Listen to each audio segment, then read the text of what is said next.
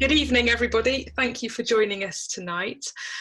This is actually the 10th Lisa Live. It was kind of a bit of a trial starting it, and somehow we're at number 10 already, and I've got loads more interesting guests lined up, so it looks like you're stuck with me for a little bit longer. Tonight, I've got Ben Green. I know quite a few people in the group know Ben already, but for those who don't know Ben, would you introduce yourself, Ben? Hi, Lisa. Good evening. So I've been in property since 2010. And then before that, I was working, did a lot of corporate sponsorship, the corporate world, but then worked with pensions and investment groups. And the reason that's relevant is because it leads us into what we're talking about tonight. I spent 2 years working for a law firm suing banks during the recession, 2008 to 2010, basically chasing all the banks that were telling lies, not that the banks would tell lies. No. And then, so I think that led to us really starting our property portfolio 2010. My wife and I. So that's where we kicked off 2010 buying houses. And why did you end up going into property? Was there a specific reason? Or? Yeah, I think all jokes aside, I think being involved in pensions and investments when it's gone wrong and seeing all these people which had lost billions, you realise that I was 32 at the time. It seems a long time ago. That you actually don't really have a pension, and I don't really believe in that. So property, it's always one of those things you hear about for wealth creation. So yeah, we went into, my wife went into property willingly. I was dragged into it. And yeah, she really led it at the start and just built a modest portfolio from there, buy-to-lets, HMOs, commercial to residential, mixed use, so shops, tops, and then moved into supported living after that. So how did that come about? How did you start getting into supported living? Like all good things, total accident. My business partner and I, we've been doing some deals in Staffordshire, and he'd already done a project in the Northwest, and basically had a 10-year contract secured with a housing association. I think it was through a local estate agent. I can't remember the contact. And we were looking at a pub conversion in the Midlands, in Burton. And we basically found the pub and we engaged the housing association. We found out, ended up talking to a care provider. Didn't understand any of the real terminology, but everyone was very willing to talk to us because it was a very good location in the area. And in the end, we got planning. We had planning with 8 units in the pub, but also 2 of them were for mobility access. So that was a big sell. And we ended up really just packaging that up with planning, a housing association in place and a care provider, and then just selling it on to a high net worth individual. And that's the first step. And then last year, I live in Kent, and literally over the road, very, very residential area. And the old lady who my family knew, because they were living here previously, she unfortunately went into a home and the property was sold. I tried to buy it. But a housing association knocked on the door one day to apologise for the mess and the inconvenience. And we started talking to them, and they did specialised supported housing, and had a conversation with them, and then found out that a big investment fund in London had bought the property. So my old world all of a sudden met my new world, which is how we got into it. Right, okay. So yeah, pure chance there, really. Oh, purely opportunistic. And again, it's all down to my wife because she complained about the mess outside the house. Brilliant. So she'll be taking all the credit for it as well. Good. Yeah, absolutely. So from there, you've kind of ended up doing some larger, well, not larger, the 8 units on the pub was fairly large, wasn't it? But, what sorts of things are you doing now? Sure. So I think where we've been focusing our business is specialised supported housing. So I know. What do you mean by that when you're saying specialised? Yeah, sure. So it's for really the tenant cohort. The tenant type is people with learning disabilities, mental health, that maybe lower level needs. They're not really one-on-one care. It's maybe where there's 6 to 12 flats. And the idea is to give each of them a home. It's their own front door, a home for life, and probably 2 or 3 carers who live in the property on 24-hour care packages. Mm-hmm. I'm sure you'll know more than that than I will. And then we work with the Housing Association, the specialist RP, and there are a small amount of them, but they give very long leases. So that could be anything from 15 up to 20, 25 years.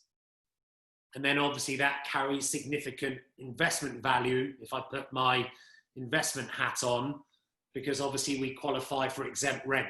So because these properties, we do them to a good quality standard, because I think we've probably started talking about the property more than the people, but it's just about understanding what the properties need to look like, how they need to be presented, to make sure they qualify for the exempt rent. So we're not capped at LHA rate.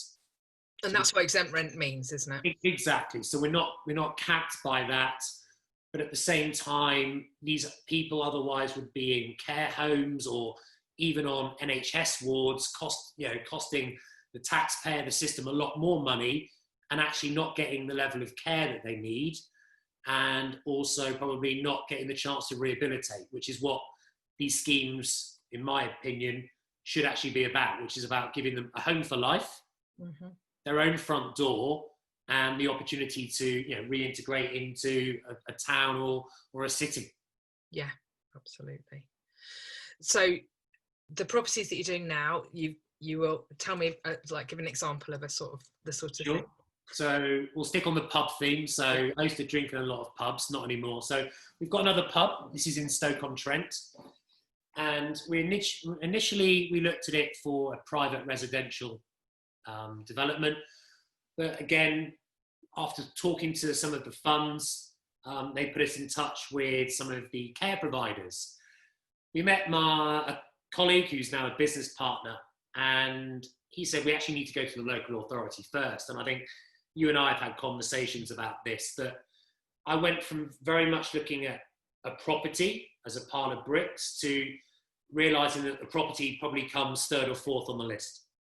Yeah. So we went in to talk to the local authority, their commissioning team, to say, what do you need? Is there demand? What does a good scheme look like? Now, you make that sound easy, going in to talk to the commissioning team, as though that's just something you can just stroll into. Yeah. And it really isn't, is it? For those who haven't tried to do that and have those connections. Absolutely not. So again, everything I'm talking about, I mean, I was used to trying to get hold of the investment funds. I've made probably over 100 phone calls to RPs and probably had 6 responses. Yeah. Not probably because they don't want to talk to me, it's because they don't have the time. And the same with the local authorities. Yeah. So I think there's a way to position yourself with the local authority. So we found the appropriate angle, and we went in really with a tenant-centric approach, which is what we're focusing on for all of our schemes now. So we're saying, look, put the particular scheme, the pub or the old office to the side. What does a good scheme look like? What do you need? What do the tenants need? And also checking on the demand. Is it a good area? Because again, I know, for example, Stoke, yes, I know what a good area looks like, but they might have, other different tenants in a property very, very close where you can't put maybe people with learning disabilities in. So I think there's a lot of things behind the scenes, a lot of moving parts that I certainly didn't understand at the start and couldn't understand why it was a very slow turnaround. It's very frustrating when if you found a property and you think, oh, this is a perfect supported living property, and then you have those conversations and find out exactly those things that you're saying, it's not quite right, there's this. Yeah. If you're going from that approach, it is harder, isn't it? Yeah, and also, when you're looking at the very specialised, I think some of the supported living schemes are a bit more flexible, aren't they? Some of, but I think the very specialised ones that you and I both work on are a lot more, very, very specific to area, aren't they? Yeah, absolutely. I mean, we were looking at, just as we were coming on, so I'm going to Hull tomorrow, and we're looking at working with an RP around homelessness. Now, obviously, they still need care, but there's not probably so many moving parts behind that kind of a scheme as there are with learning disabilities and mental health. So I'm just going to, someone's already asking in the group, what's an RP? So it's a registered provider, isn't it? We talk about it quite a lot. Again, it took me probably a month to realise that a housing association and an RP is the same thing. And then I had someone the other day talking about RSLs. It's all the same, isn't it? It's so... Yeah, so that's a registered social landlord, isn't it? And a registered RP is a registered provider of housing. I'm sorry I stopped you mid-flow, but I just thought, because we kept saying it, it's probably really frustrating for the person who's going, what is it? Yeah, we don't do it. It's like property talk. You just talk in, acronyms all the time. That's not a problem. So I think we really went in with understanding what the local authority wants, and we've actually invited them on site with our. So we hadn't even bought it. We exchanged on it, and we got the NHS team down, because obviously the local authority will work very closely with the NHS mental health team, and it was really encouraging because they hadn't had that experience before, which I found incredible, that they were getting involved in a scheme very, very early on. And I think that's been, well, it hasn't been quick. It's made the process a bit easier because we've engaged with the NHS and the local authority first. Again, the property is third or fourth down on the list. Yeah. So we were asking questions. What type of people are going to live here? What do they need? Some of them don't want to go outside.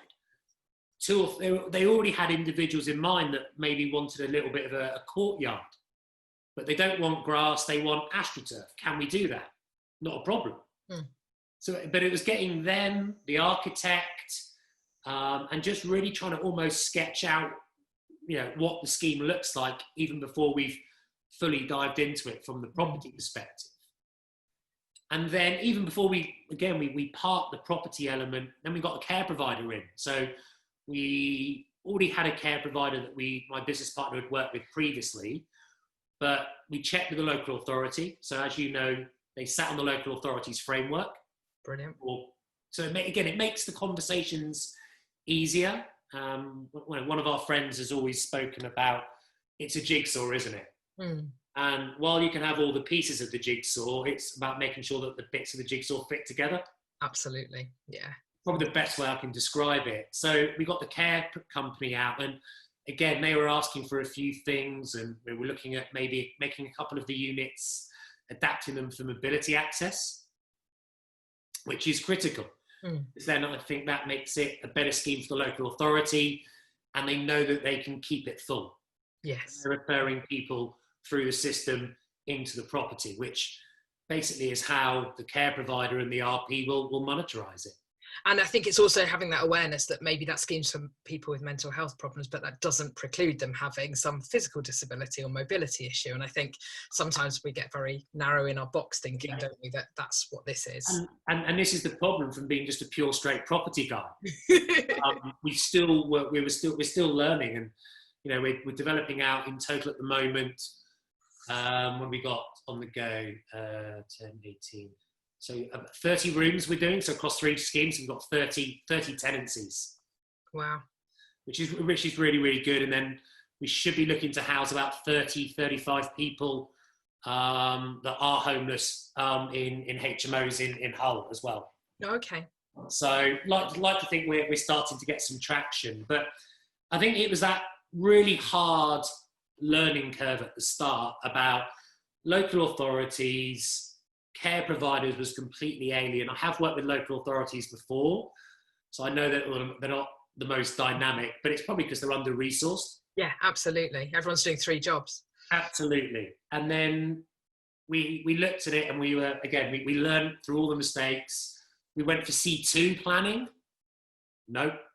So explain what C2 planning is for people. So C2 is kind of generally, it's kind of more healthcare. So it's like care home style. Nope, we needed C3. So we wasted 3 months on, this is about working with the wrong people at the top. So again, this is all the reason I wanted to talk about it, is don't make the same mistakes as us. Yeah, right? that's what's so valuable, isn't it? So was it the planners who said you had to make them C3? Was it, where was that? No, the guidance came from one of the investment funds. Right. Like really, that short exit, which we'll talk about. We'll talk about exactly. Yeah. So we were wrongly advised. So again, we wasted 3 months on that. Right. A couple of, what's another few £1,000 added to the total.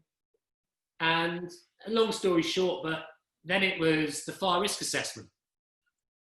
So when we engaged with the RP, it's, well, we're interested, but have you looked at the fire risk assessment? Now, when I'm doing HMOs, that's one of the things you kind of do towards the end. But if you're dealing with vulnerable adults, you need to incorporate the fire risk assessment and the design in your new drawings, especially if you've got people in wheelchairs. Yes. So again, we've kind of had to take off the property hat and go back to the care provider, back to the specialist RPs to say, what does a good scheme look like?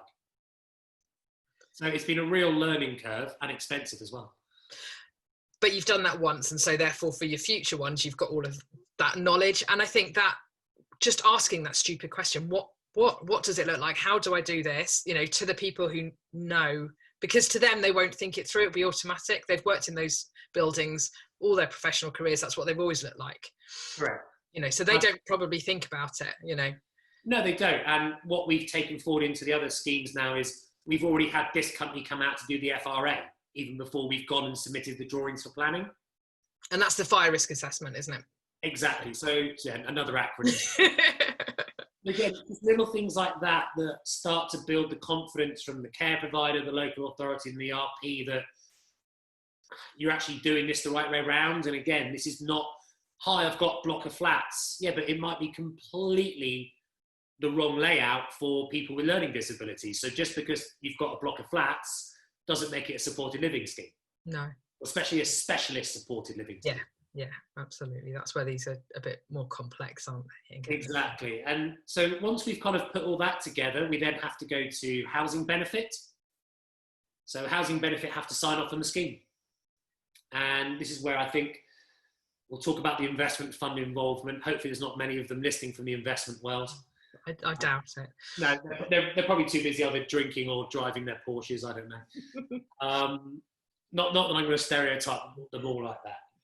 But I think, again, it was a lot of the investment funds going back 2, 3, 4, 5 years ago were really, really setting what's called the core rent very, very high. Yes, yeah. And that on paper looks fantastic, especially if you're holding it as a superior landlord, but actually it makes the scheme totally unsustainable. So if people want to go and research, you know, groups like First Priority, Westmoreland, that basically collapsed, a lot of that was down to the very high rent levels that were being submitted by probably unscrupulous organisations that were putting people below profit. So they were always thinking the money first. Yeah.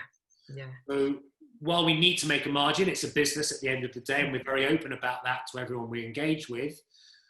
One of our big kind of selling points we like to think is we want to make the scheme sustainable.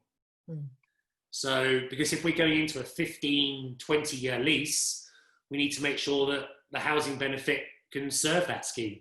Yes. It's in our best interest to make the scheme sustainable. Yeah, you don't need to fall over in a few years. That's, you know, for anyone's point of view, that's not going to work. And the regulator's been looking at it. The regulator's been looking at the long lease model. So again, we've come into the middle of a storm, basically. There's never the perfect time to be involved. And if you throw in a global pandemic as well, it's an interesting time to be involved. But again, we started all these conversations last year. So we've kind of then engaged with all. So I guess you've got the local authority, the commissioners, NHS, a care provider, a specialist RP, and then you can look at the property. Yeah. And so, and you're bringing that property piece, and actually, if you're a property person, actually that's the easy bit to fit in. Yeah. Theoretically. In theory, I was going to say I'm struggling with that at the moment on one scheme, but that's just. No, I think anyone that says they're not having problems on a scheme is not doing it, in my opinion. And I've never met a true developer that says everything's going according to plan. It's a total lie. I think if they are, you're right. Something's not right there, is there? Absolutely. So we wanted to talk a lot about the exit and selling a scheme on at the end. So I suppose the first thing is explain what that is and how that would work to people. Sure. So if I go back to what I used to do and the world I used to kind of work around. So especially if I do it, not an economics lesson, but if you look at the economy where we are right now and where we're going to be in 12, 18 months time, and I'm not I'm not the one to say there's going to be a recession on this date because no one knows. But what we saw during the global pandemic, or the COVID-19, was a lot of investment stopped. Stocks and shares crashed. One thing that didn't stop and the demand went up was for income generating assets. I mean, a buy-to-let theoretically is an income generating asset, but the value in the investment world is this long lease that we have. So we've gone and put all the pieces together. And obviously one of those is, let's say, a long-term lease. Now, anything from 7-10 years will carry an investment value. But obviously if you've got 15, 20, 25 years, if I'm an investment fund, that's got value, especially because we've got it backed by, well, the Department of Work and Pensions, because it's backed by housing benefit. Mm. So, and again, I think this is where, being in the UK, we're a little bit, we're always about doom and gloom and how bad the UK is. The UK has always been a haven for international investors. If you want to store, if you're from Russia, America, the Middle East, and you want to store money, people go into London and just put it into bricks and mortar. They don't need to make money, they just need to protect it and store it. So what we've created, in theory, with these specialised supported housing schemes is a government-backed investment vehicle. So the government are saying every month we're going to pay each of these tenants X amount of pounds. We're going to link that to inflation, and that lease is in place for 15, 20 years. So I'm an investment fund in London, and let's say I operate under the umbrella of social impact. So that means I do good. So I will go out and I will meet with pension directors of all these big companies, or local authorities, British Telecom, British Airways. They've all got pension funds of people who've been paying in. And the biggest pot of money in the world is pension money and insurance money. Now that needs to be invested for you and I to get our pension when we retire, even though I don't believe in it. I'm not going to go into that. I'm not going into that one now, no. Because that will scare people. I think that's a Matrix moment. But these pension funds don't have to return a huge return. What they want is consistency. What we've generated in the Midlands or the Northwest or the Northeast is a very small pile of bricks, but it's backed by housing benefit. And they said, we'll carry on paying for 15, 20 years, and we're going to link the rent to inflation. So if I'm investing it, I know I'm not going to lose money. And also I can say I'm doing social good because we're helping house vulnerable people. Now, obviously there's some people in the middle which have exploited that, as we've said, but the actual idea is brilliant. So it takes pension money, invest it into social housing, and we give them a return for it as well. So investment funds will take money from the investment, from pension funds. They have to give a very small return, so let's say 4%. And if they're making a 6% return from your specialised supported housing scheme, they make their margin in the middle. So they're not really buying a converted pub. They're buying a piece of paper, which is the lease. So our client is the RP, because they're the one signing the lease. So yes, you're selling it to an investment fund, but normally there's a small group of big investment funds at the top, and then there's a group of what they're calling aggregators. So these are smaller groups which are basically taking developers or taking individual schemes up to, let's say, 5, 6, 10 million pounds worth. Again, they're making a margin. They're selling it on to the big investment funds who are holding it for 15 to 20 years. So the aggregators would buy schemes from different people and combine it to create a larger pot, if you like. Exactly that. And then they sell that to the big investment funds who hold it under the umbrella of social impact on the long-term leases. Makes sense. So as a pension, if I'm a pension fund director now, I know I've invested 100 million into this company over here, and I can turn around to, because they've all got fiduciary responsibility, they can all turn around and say, well, actually, we're investing 100 million into housing for vulnerable adults. Oh, and by the way, we're actually generating a return for our pension fund as well. And it's very safe money in the scheme of things. It's a UK government-backed asset. Yeah. And during, literally over the last 4 months, the value of that has gone through the roof. Yeah. And again, we don't really probably appreciate it being in the UK because we're just going to go and be negative against, and this is not a political conversation. It doesn't matter what political party's in power. It's always, they're not doing enough. But compared to other countries, our housing system is actually very robust. And that's why it's the best country to invest in for cash flow. Doesn't matter where you are in the world. So that's why they all pile in. So I suppose most people will be thinking, well, I've spent all this time, all this effort getting my scheme up and running, and we all know how long that takes to do. I'm just going to hold on to that because I want the income. That's why I've done it. That's what I want, is I want that long-term, almost passive income. Why would someone think, actually, I'll sell it at this point? What would be the point in that? Yeah, it's a good question. I mean, okay.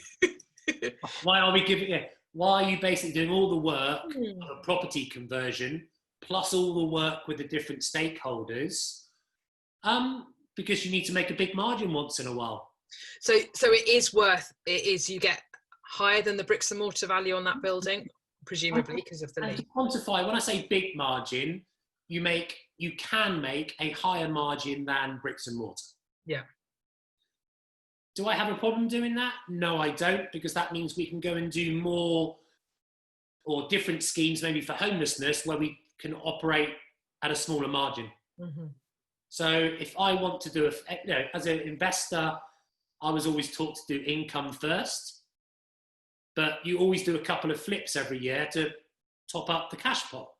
That's all we're doing here. So the specialised supported housing schemes are probably, as far as I'm aware, are probably one of the most complex.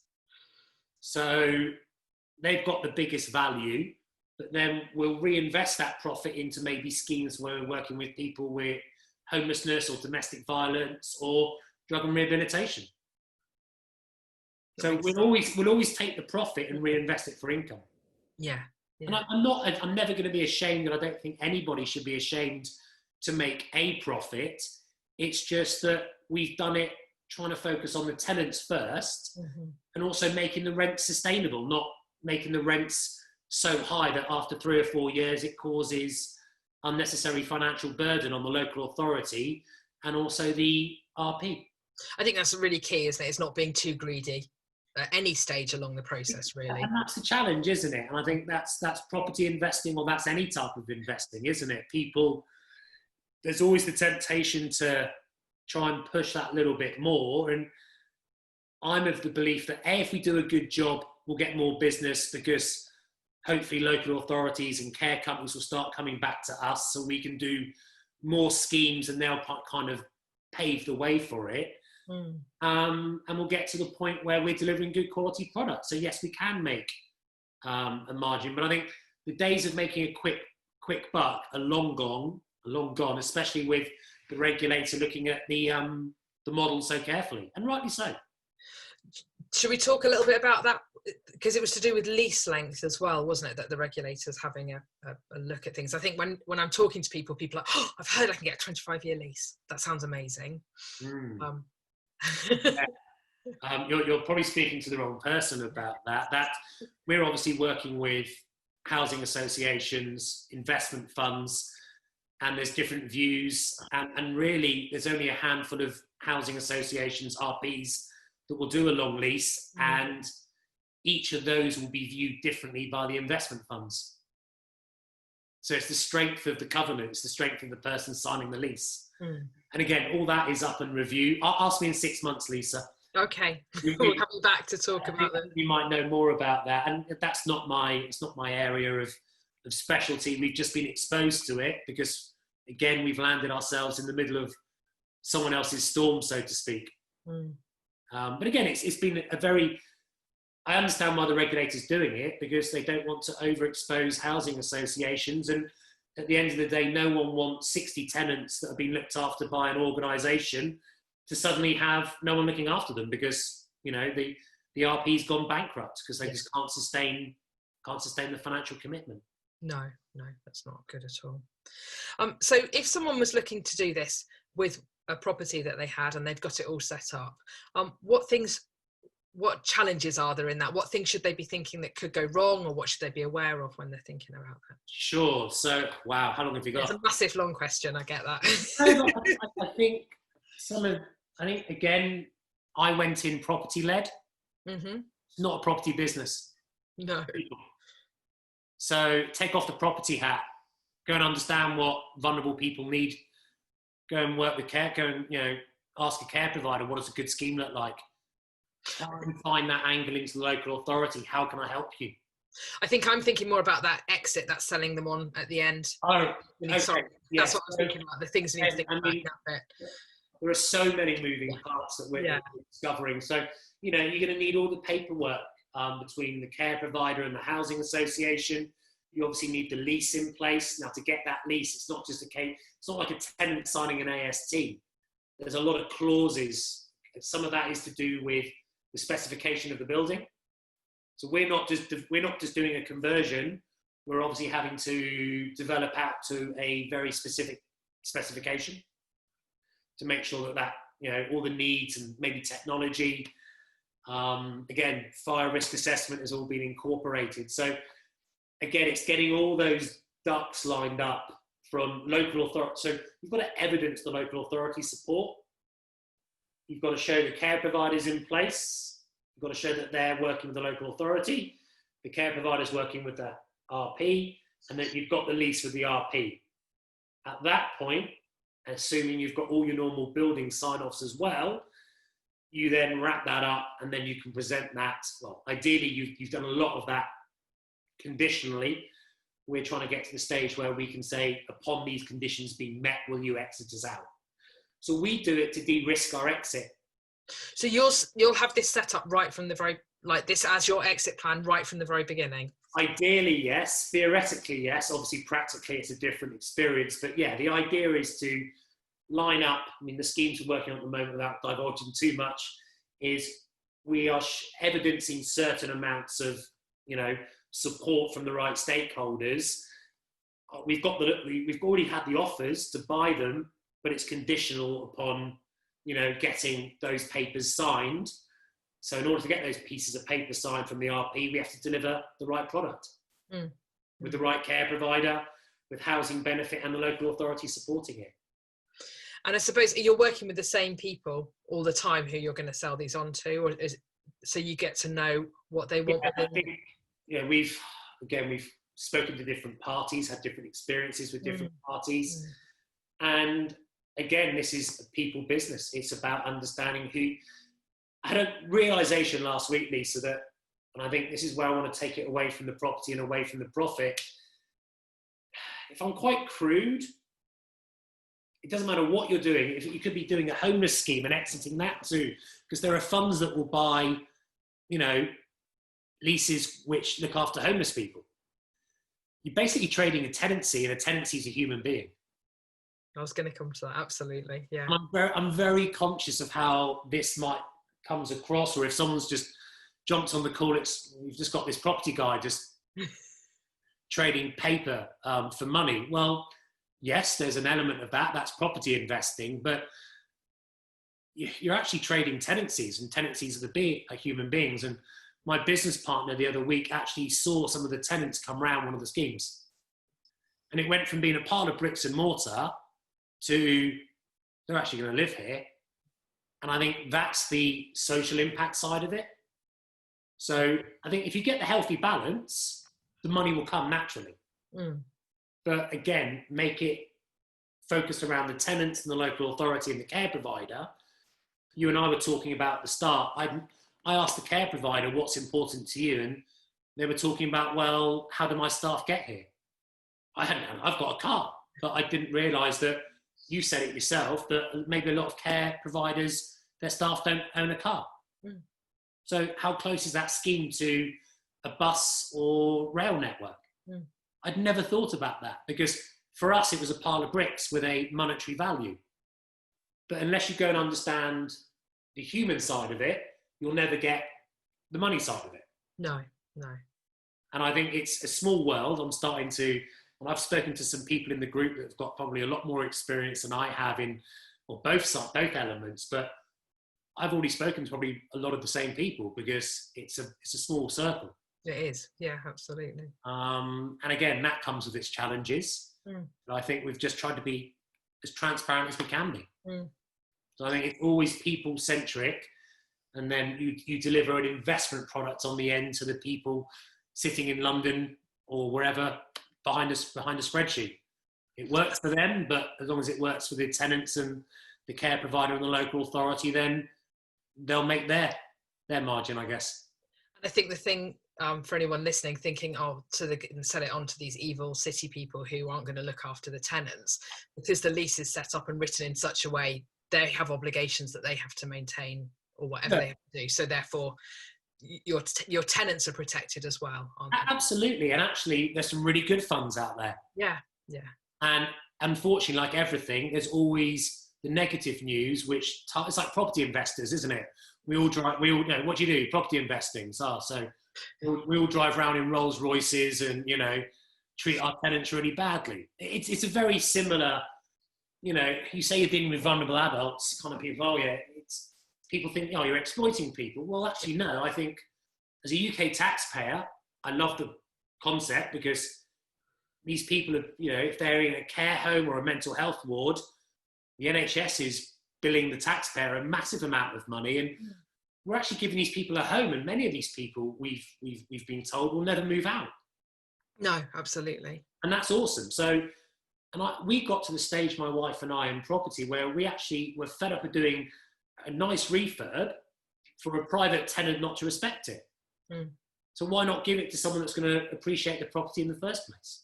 Yeah, I should have done this 10 years ago. and absolutely, getting it set up and having it right, your tenants often transition better if the environment's right, if it's all set up, and actually settle far better. Absolutely. And I think another thing that we're learning as well, you can't move 12 people with learning disabilities into a property in one day. No.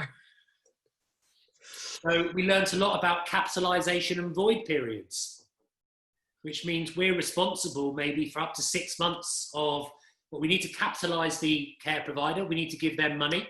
So what do you mean by capitalise? Explain that. So we're going to make a big financial contribution to that care provider. So we'll do 6 months of, care charges or give them a contribution.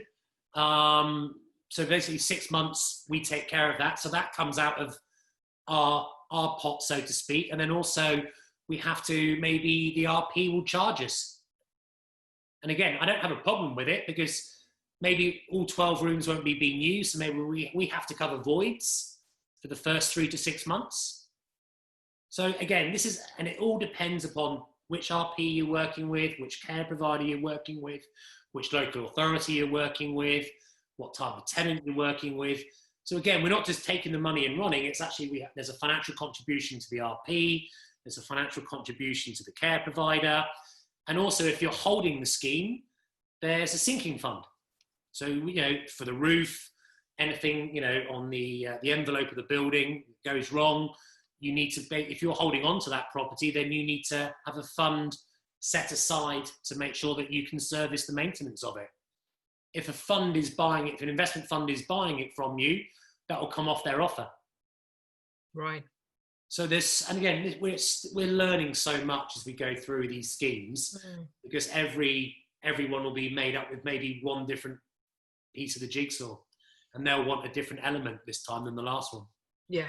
And there's different ways with the voids working, aren't there? Some, as an RP I work with, who will do voids insurance, but you're, as the superior landlord, responsible for that voids insurance. So, there's different ways. And some local authorities will do nomination and void coverage, but they're very, very rare. Yeah.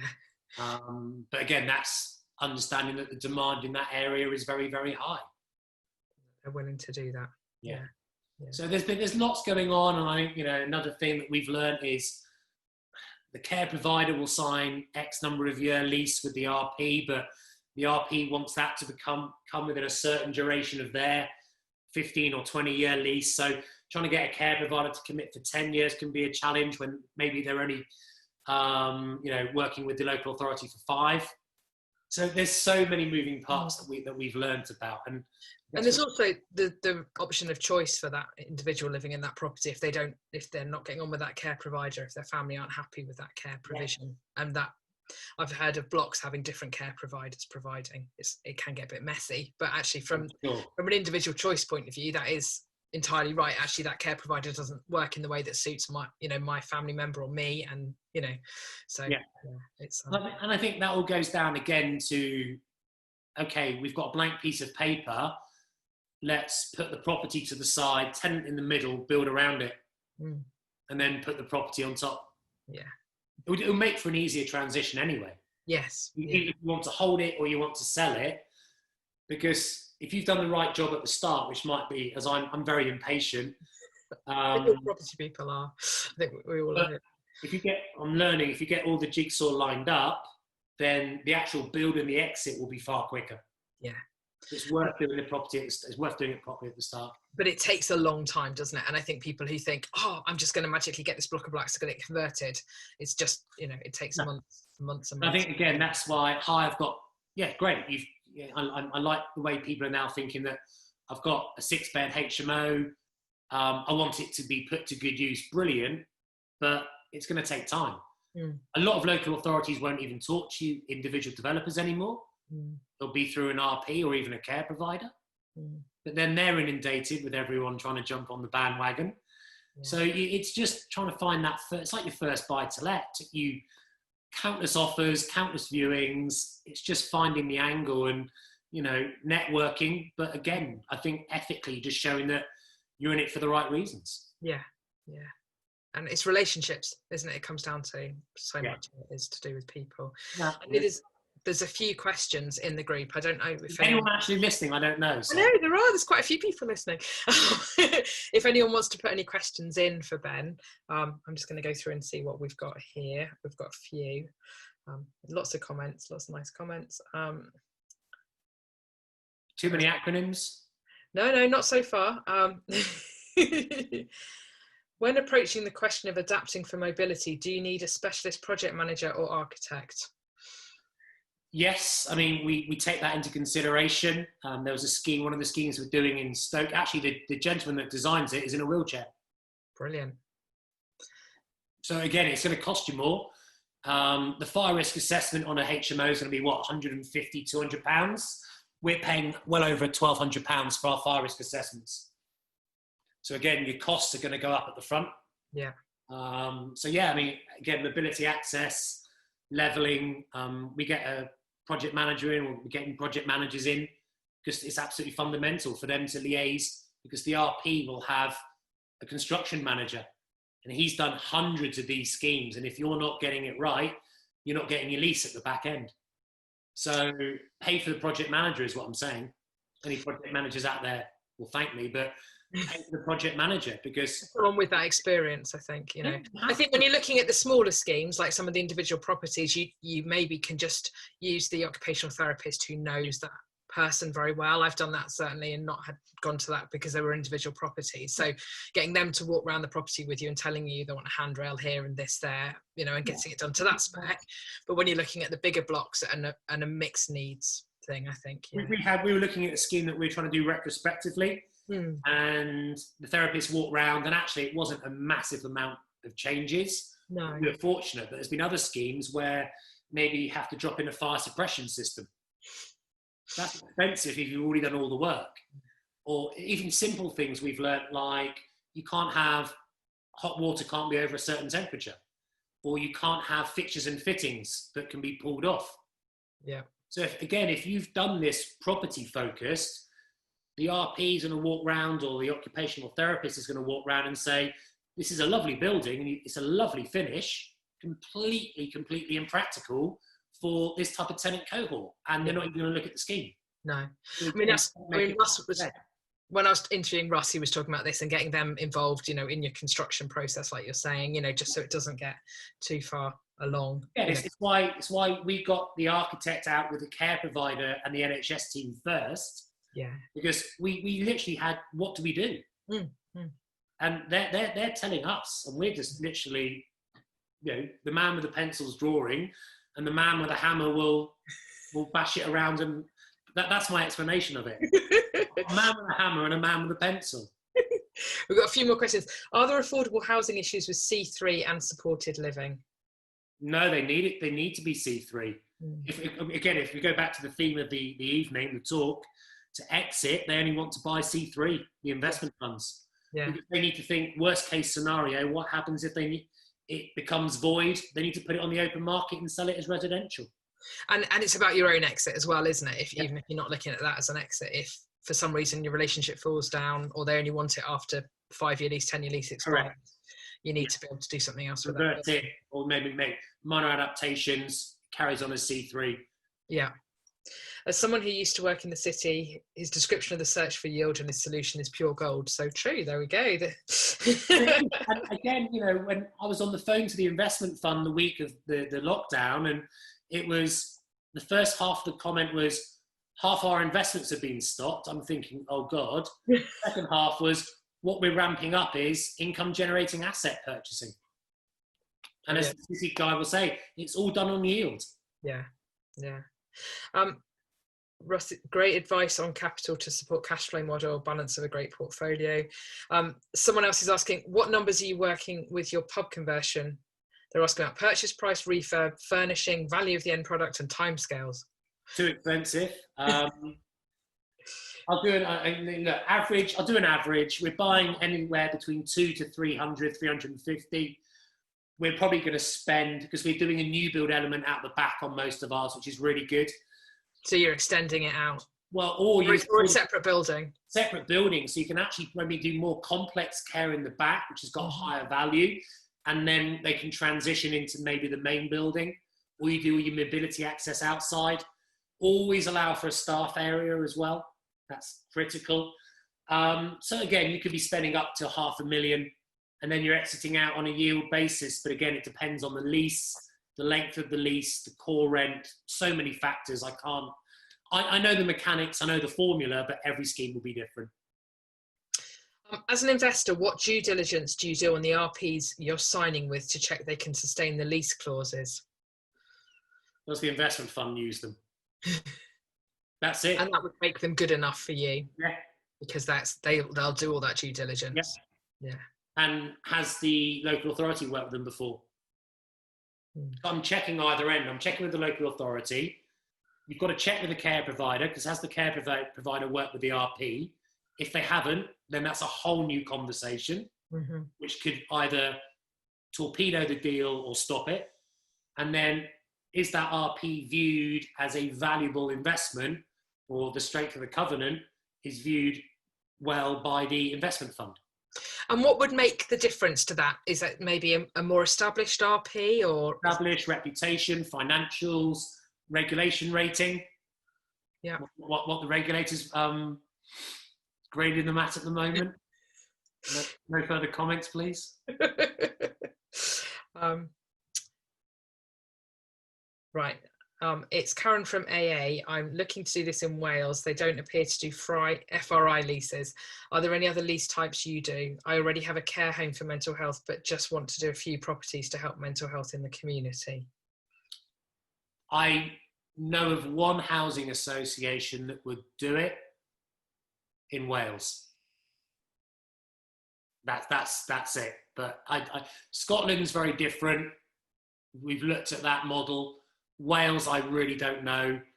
Northern Ireland, there's a lot of investment interest because they're about 20 years behind, as well as Southern Ireland. So Wales, there's a couple of housing associations that will do long-ish leases, FRA leases, even on maybe houses and smaller units. Again, I'm talking to an RP about one scheme in North Wales, but it's very early days. I was talking to someone in Wales the other day who was saying that the commissioning structure is quite different in Wales. Right. And so therefore, they're not. I think what she was basically saying was that there's a less of a demand from the commissioners for supported living schemes, but that might have been exactly her locality, or whether it was. But what we're finding when we go and speak to commissioners is some of the authorities don't even have the data. Some of the commissioners we've spoken to, They've got their market positioning statement. They've done, they really understand the need, the demand in the area. You go and talk to other local authorities, we're not sure, come and see us in 6 months. But they can't tell you what the demand is yet.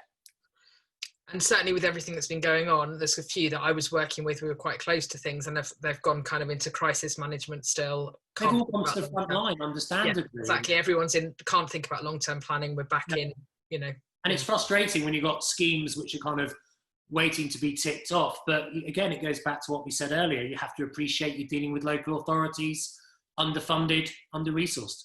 Yeah, absolutely. Someone saying I invest in South Wales should also be interested. I only have buy-to-let so far, so not got into doing supported living there yet. Okay, I was wondering if she had something else to add about it. So yeah, so thank you. We've had some great questions. Thank you ever so much, Ben. That's been really helpful. No worries. Hope it was okay. Sorry for acronyms and rambling and lack of stuff. It's been a long day. Not rambling, but great. It was just great to understand it from a different perspective, and that's what I really like about this. People see me on the phone. I'll come and ask me questions or message me, and I can help try and answer some technical questions or point you in the direction of people that know. And people can message you through Facebook if they want to find you, Ben. Yeah, absolutely. And as I said, we're going through schemes at the moment. It's interesting. There's a massive appetite, and we're also talking to family offices from abroad about taking these. If I'm a very wealthy family in Canada, this is a great investment vehicle. So it's not just investment funds, it's high net worth individuals that are very closely looking at this as well. There's a lot of interest, isn't there, at the moment? There really is. Yeah. So thank you ever so much. I shot stream. All right, take care. Have a good evening, everyone. Bye.